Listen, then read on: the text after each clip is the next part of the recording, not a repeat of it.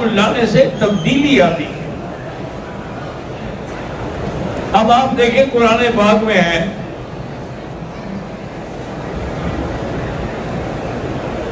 کہ کفر کے زمانے میں الذی جمع مالا وعددا، مال کو اکٹھا کرتا رہتا ہے، گنتا رہتا ہے کتنے ہو گئے۔ ایحسب ان مالہ اخلدا، کیا وہ یہ گمان کرتا ہے کہ یہ مال ہمیشہ رہے گا؟ یہ کفر کے زمانے کی بات ہے۔ لیکن جب اسلام لائے تو حضرت ابو طلحہ نے ایک رات میں ہی اپنا باغ صدقہ کر دیا، اور عبداللہ ابن زبیر نے 2 لاکھ درہم بی بی عائشہ کو بھیجے، انہوں نے ایک دن میں ہی وہ سارے کے سارے خیرات کر دیے۔ اسلام کے بعد ایک بڑی تبدیلی آتی ہے انسان کے دل میں۔ اب دیکھیں کہ یہی اللہ کا گھر ہے، اسی میں کفار مکہ طواف کرتے تھے، اور نعوذ باللہ کپڑے اتار کے مرد و عورتیں ننگا طواف کرتی تھی۔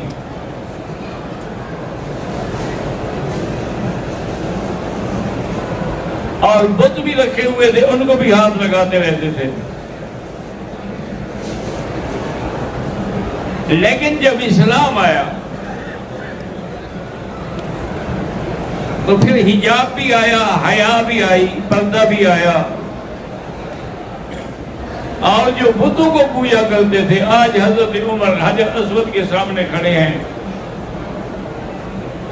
اور فرماتے ہیں واللہ انکا حجر لا تنفع ولا تضر، تم ایک پتھر ہو،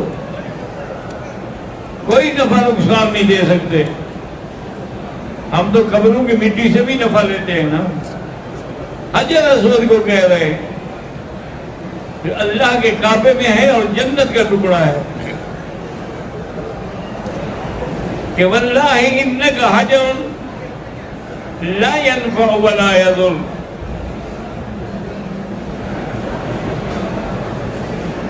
ولیکن کبرک رسول اللہ صلی اللہ علیہ وسلم، تجھے میرے آقا نے بوسہ دیا تھا، اسی لیے میں تمہیں بوسہ دیتا ہوں۔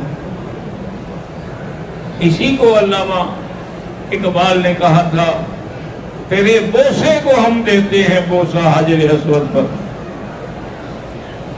وگرنہ ہم مسلمانوں کا کیا رکھا ہے پتھر میں، ہم تو حضور کے بوسے کی اتباع کر رہے ہیں نا، صلی اللہ علیہ وآلہ آلہ واصحابہ وسلم تسلیما کثیرا کثیرا۔ اور ایک دور تھا کہ جب کفر کا زمانہ تھا، زمانہ جاہلیت تھا، تو مکے والے جب تجارت پہ جاتے اور رات کسی جنگل میں ہو جاتی تو جنگل کے جن کے سردار سے پناہ مانگتے تھے۔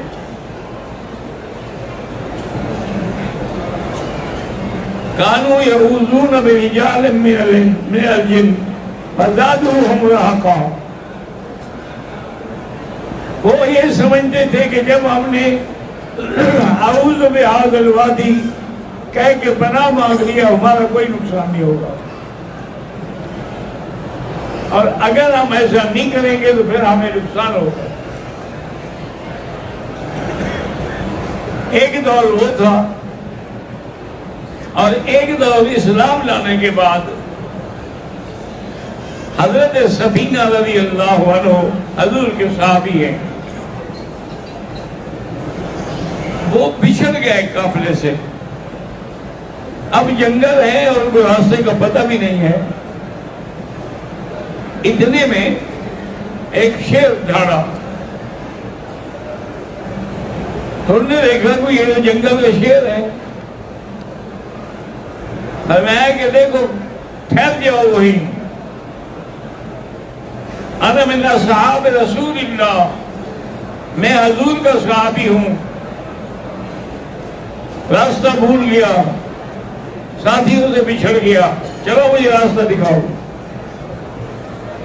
تو اب جناب وہ شیر جو کھانے کے لیے آ رہا تھا اب تم ہلا کے آگے آگے چل رہا ہے،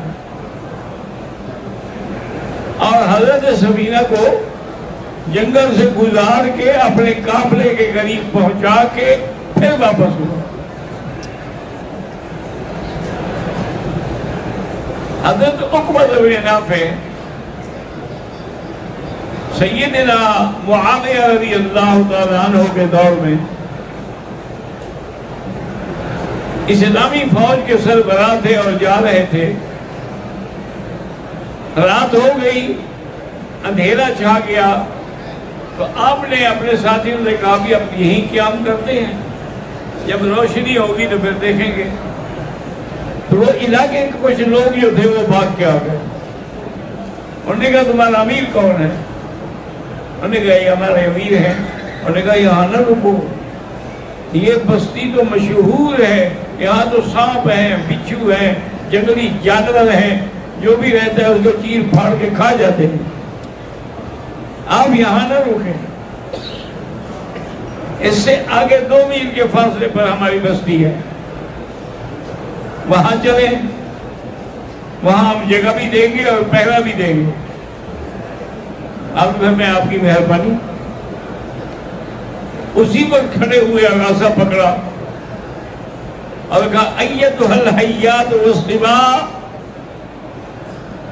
اے سانپ اور جنگلی جانوروں، نحن اصحاب رسول اللہ صلی اللہ علیہ وسلم، ہم سب حضور صلی اللہ علیہ وسلم کے صحابی ہیں، اور ہم آپ کو حکم دیتے ہیں کہ ارتحلوا عنا، چل جاؤ یہاں سے، ہم نے یہیں کیمپ لگانا ہے اپنا، اور اگر تم نہ گئے تو پھر ہم تمہیں قتل کر دیں گے۔ تو صحابہ کہتے ہیں جو ساتھ تھے حضرت کے، وہ کہتے ہیں کہ عجیب بات تھی کہ جنگل سے ہر قسم کا جانور اپنے بچوں کو لے کے نکل رہا تھا، سب کے سب 2 گھنٹے میں خالی ہو گیا جنگل۔ تو جب آدمی اللہ کے ڈر میں ہوتا ہے نا، اسے پھر ساری دنیا ڈرتی ہے۔ جب لوگوں سے ڈرو گے تو پھر کوئی تم سے کوئی بھی نہیں ڈرے۔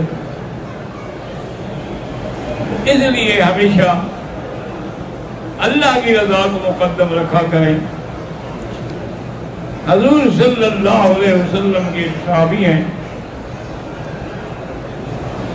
وہ کہتے ہیں کہ مجھے حضور نے فرمایا کہ یہ میرا مہمان ہے اور میرے گھر میں کچھ نہیں، اس کو گھر لے جاؤ اور جو کچھ ہو کھلا دوں۔ اور نے کہا جی حباً و کرامتاً حاضر۔ ان کو لے کے گھر آئے اور بیوی کو علیحدہ سمجھایا کہ مجھے پتہ ہے کہ کچھ نہیں، ایک آدمی کا کھانا ہے، ایسا کرو کہ وہ کھانا رکھ دو، میں اور مہمان اکٹھے بیٹھ جائیں گے اور تم طریقے سے دیا بجھا دینا، میں بھی منہ ہلاتا رہوں گا، تم بھی منہ ہلاتی رہیں، تاکہ مہمان سمجھے کہ ہم بھی کھا رہے ہیں۔ اگر ایسا نہ ہوا تو وہ تو غریب ہماری وجہ سے نہیں کھائے گا۔ انہوں نے کہا ٹھیک ہے، کھانا رکھ دیا جو بھی تھا، اور اس کے بعد دیا بجھ گیا، اندھیرا ہو گیا، تو حضرت بھی منہ ہلاتے رہے، ان کی بیوی بھی ساتھ بیٹھی تھی، وہ بھی بیچاری منہ ہلاتی رہی، اور مہمان نے اچھی طرح پیٹ بھر کے کھانا کھا لیا۔ صبح ہو گئی تو انہوں نے مہمان کو مسجد میں پہنچایا۔ آپ نے صحابہ سے کہا کہ بھی ان سے حال پوچھو گے کہ میں بتاؤں کہ میرے صحابی نے کیا کیا قربانی دی ہے۔ وَيُؤْثِرُونَ عَلَىٰ أَنفُسِهِمْ وَلَوْ كَانَ بِهِمْ خَصَاصَةٌ، وہ دوسروں کو ترجیح دیتے ہیں اپنے اوپر، چاہے خود کو بھی احتیاج ہو، ضرورت ہو، لیکن اپنا فکر نہیں کرتے، دوسرے کا فکر زیادہ کرتے ہیں۔ اللہ تبارک و تعالی آپ کو، مجھے اور تمام مسلمانوں کو حضور صلی اللہ علیہ وسلم کی محبت اور آپ کی اطاعت اور قیامت میں آپ کی